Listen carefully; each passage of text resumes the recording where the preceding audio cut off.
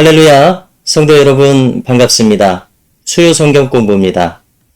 오늘 본문은 마가복음 4장 35절에서 41절입니다. 바람과 풍랑을 잠잠케 하신 자연이적을 다루겠습니다. 지금까지 주님께서는 신유이적과 축사이적을 행하셨습니다. 그런데 이번에는 소위 자연이적을 행하십니다. 갈릴리 건너편 거라사 방향으로 건너가시는 중에 바람과 풍랑을 잠잠케 하신 사건입니다.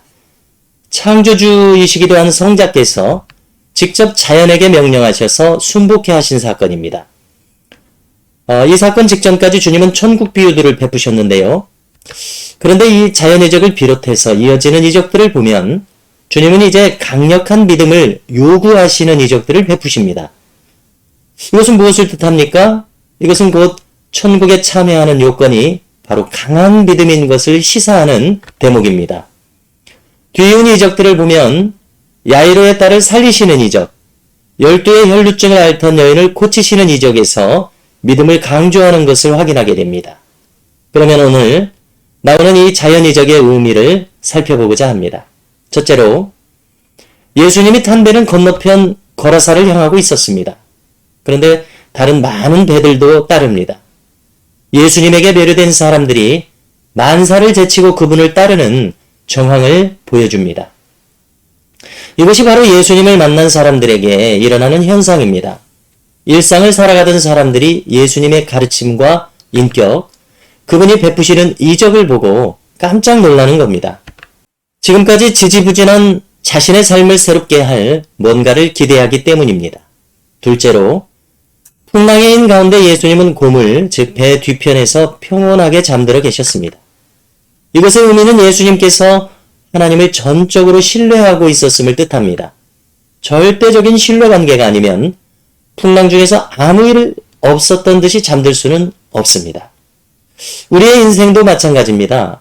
만일 우리가 주님을 전적으로 신뢰한다면 어떠한 환란이나 박해, 풍파가 일어난다 해도 우리는 영적인 내성을 가지고서 호들갑을 떨지 않을 것입니다. 우리는 의연하고 차분하게 전개되는 상황을 맞이하게 될 것입니다.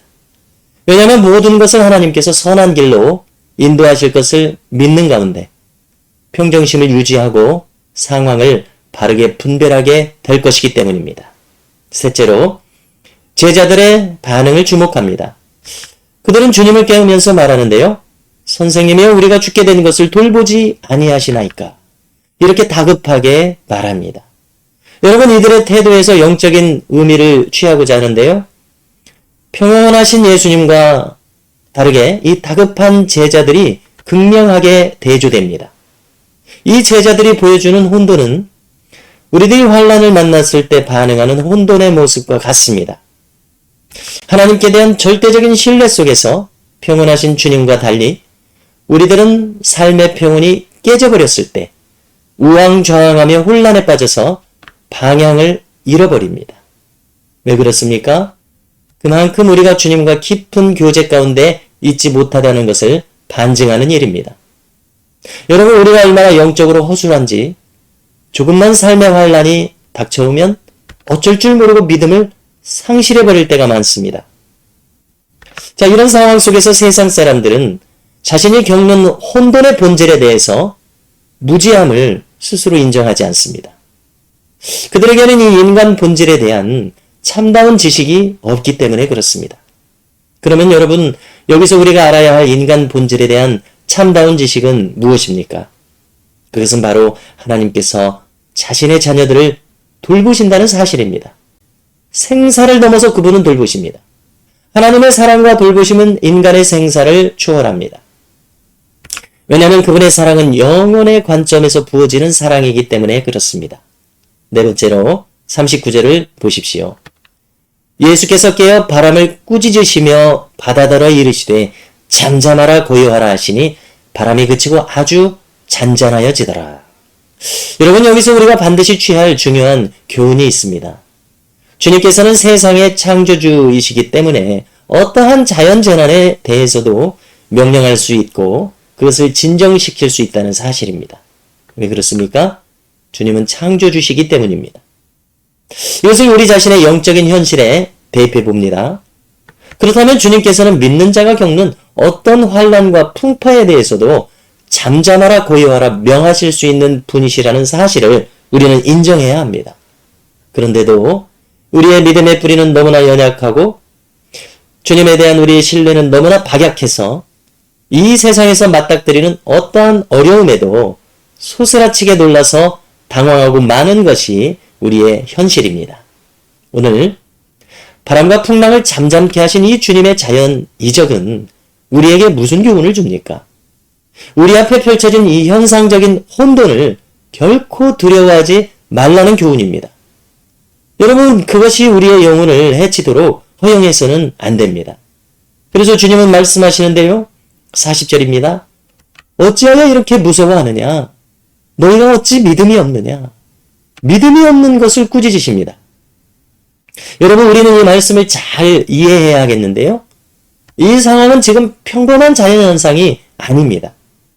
바로 주님께서 함께 계실 때 일어난 자연현상이라는 것이 중요합니다. 하나님께서는 이 시점에서 우리에게 특별한 믿음을 요구하고 계십니다. 주님이 함께 하시는 상황에서 우리가 가져야 할 특별한 믿음이 있다고 말씀하시는 겁니다. 성도 여러분, 일상의 삶을 살아가시면서 우리가 영적인 고아처럼 살아서는 안 될 것입니다. 우리에게는 임마누엘의 하나님, 주님이 함께 하신다는 것을 믿어야 되겠습니다. 주님은 정녕 우리와 함께 하시는 거로 말씀하십니다. 어찌하여 이렇게 무서워하느냐? 너희가 어찌 믿음이 없느냐? 우리의 믿음을 활성화시킬 수 있기를 바랍니다. 그저 숨겨져 있는 믿음, 잠재적인 믿음에 머물러서는 안 됩니다. 활성화된 믿음, 작용하는 믿음이 되게 하십시오. 그리고 어떤 상황도 두려워하지 마십시오. 왜냐하면 주님께서 지금 우리와 함께 계시기 때문입니다. 거듭 우리가 기억하고 주의할 것이 있습니다. 주님이 함께 계시는데도 만일 우리가 두려워하고 있다면 이것은 지금 우리가 불신앙에 머물고 있는 겁니다. 여러분, 불신앙은 주님께서 기뻐하지 않으십니다. 로마서 4장 20절을 보니까 아브라함을 이렇게 칭찬하는데요. 믿음이 없어 하나님의 약속을 의심하지 않고 믿음으로 견고하여져서 하나님께 영광을 돌리며 약속하신 그것을 또한 능히 이루실 줄을 확신하였다고 말합니다. 여러분, 우리에게 필요한 것이 바로 이 아브라함의 믿음과 같은 믿음을 활성화시키는 겁니다. 그래서 믿음이 없는 자가 되지 말고 믿는 자가 되어야겠습니다. 마지막 장면에서 제자들은 놀랍니다. 그가 누구이기에 바람과 바다도 순종하는가? 미처 이 제자들은 주님께서 태초부터 계셨던 창조주이심을 그때까지도 몰랐던 것 같습니다. 우리가 후일에 비로소 사도 요한이 깨달음 속에서 주님에 대해서 이렇게 증언할 수밖에 없었던 것을 읽게 됩니다. 태초부터 있는 생명의 말씀에 관하여는 우리가 들은 바요 눈으로 본 바요 자세히 보고 우리의 손으로 만진 바라. 요한일서 1장 1절입니다. 여러분, 아무리 생각해봐도 바람과 풍랑을 잠잠케 하신 것은 주님께서 만물의 창조주가 아니시라면 불가능합니다. 성도 여러분, 오늘 자연이적의 교훈이 있습니다. 창조주이신 주님께는 어떤 것도 혼돈으로 끝날 수 없다는 사실입니다. 우리의 삶에 어떠한 환경적 환란이 혼돈으로 닥친다 해도 결코 의심하지 마시기 바랍니다. 저 본질적인 돌보심과 사랑을 의심치 마시기 바랍니다. 그래서 우리가 믿음이 없는 자가 되지 말고 나를 돌보시고 인도하심을 믿는 믿음 있는 자의 삶을 살아가시기 바랍니다. 오늘은 이상으로 마치겠습니다. 감사합니다.